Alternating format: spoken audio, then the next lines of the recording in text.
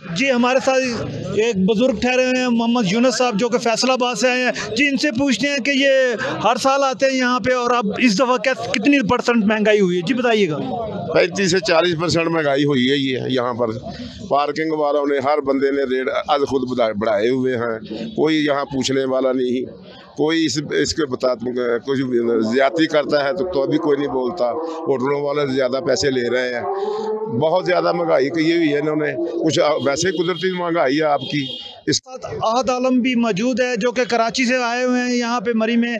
हम इनसे पूछते हैं, जी आहद आलम क्या कहेंगे आज की महंगाई के बारे में। सर महंगाई तो बहुत है, क्योंकि हम लोग कराची से आ रहे हैं। पेट्रोल की बढ़ती कीमतों की वजह से बहुत परेशानी हो रही है, क्योंकि 70 रुपये से आपको पता है पेट्रोल शुरू हुआ था और आज 234 पे पहुंच गया है। जैसे जो मिडिल क्लास बंदे हैं उसमें कैसे गुजारा करेंगे, जिनके पास बाइक्स हैं वो साइकिलों पे आ गए हैं, जो गाड़ियाँ अपनी गाड़ियाँ बेच रहे हैं।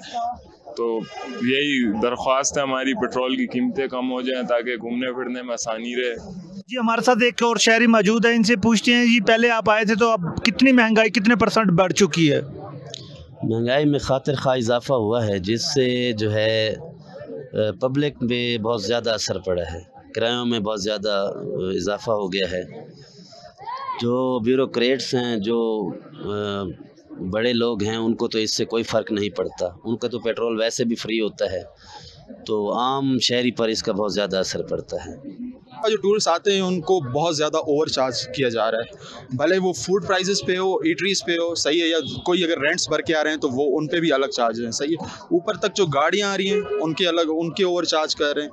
यहाँ पार्किंग के पर कार अराउंड 500 से, जो मतलब जहाँ पर आ जाए 300 से लेके 400-500 रुपये एक गाड़ी की पार्किंग का। खाना भी ये नॉर्मल, पहले बंदा खाना खा लेता था, गुजारा कर लेता था, अब तो इतना महंगा है कि कहीं भी नहीं गुजारा हो सकता।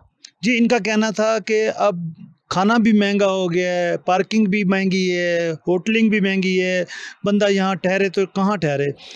कैमरेमैन अतीक के साथ अब्दुल गफ़ार सिंधु, मरी।